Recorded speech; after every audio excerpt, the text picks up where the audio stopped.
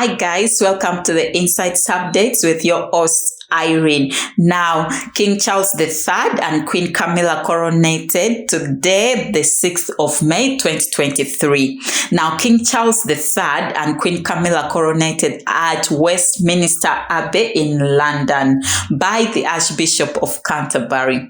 Now, King Charles III succeeded after the late Queen Mother Elizabeth II, who passed on in September 2022. Now, Queen Elizabeth has served for 7 decades, being coronated at the youthful age of 27, serving for more than 74 years.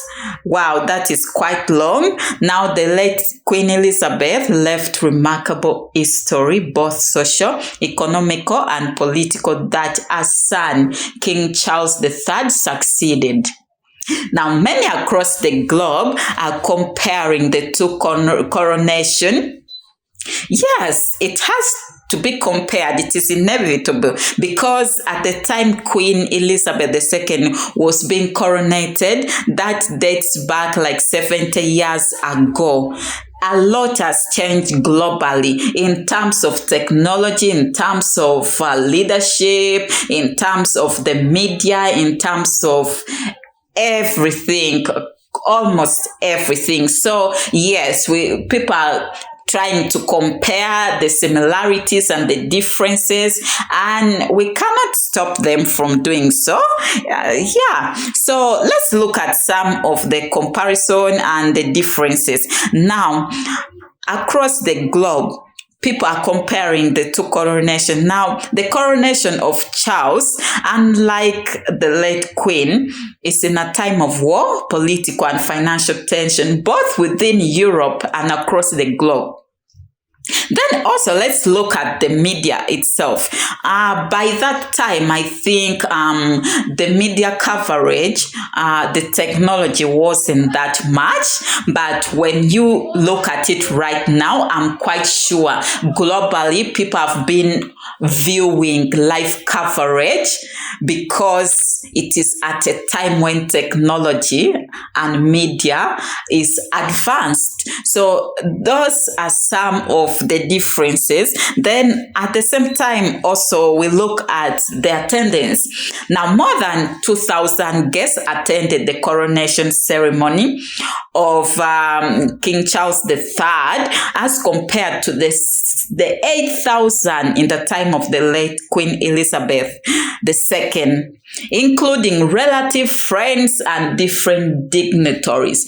I know most people have been wondering why only 2,000. Yeah, it is not because of limited space. I'm sure the space was enough, but I guess that was the plan. That's what the people who are planning the coronation had in mind. So the invited guests didn't exceed, it was like 2,000 guests or just a little bit more that were invited for the coronation ceremony for King Charles III and Queen Camilla.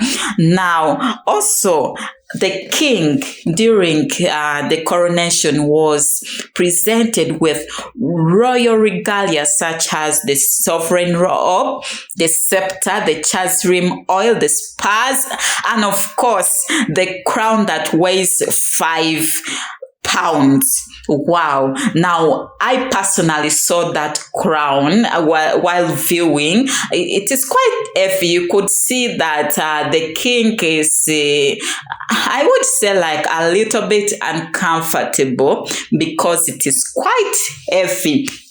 Now, the crown entails precious jewelry of different kinds. Yes, quite precious. Yes, of course, it is for the king, definitely. Then, also, let's look at the mixed reactions across the globe. Now, most people aren't so happy with the fact that some of these precious stones and gold golden regalias, they are embodied with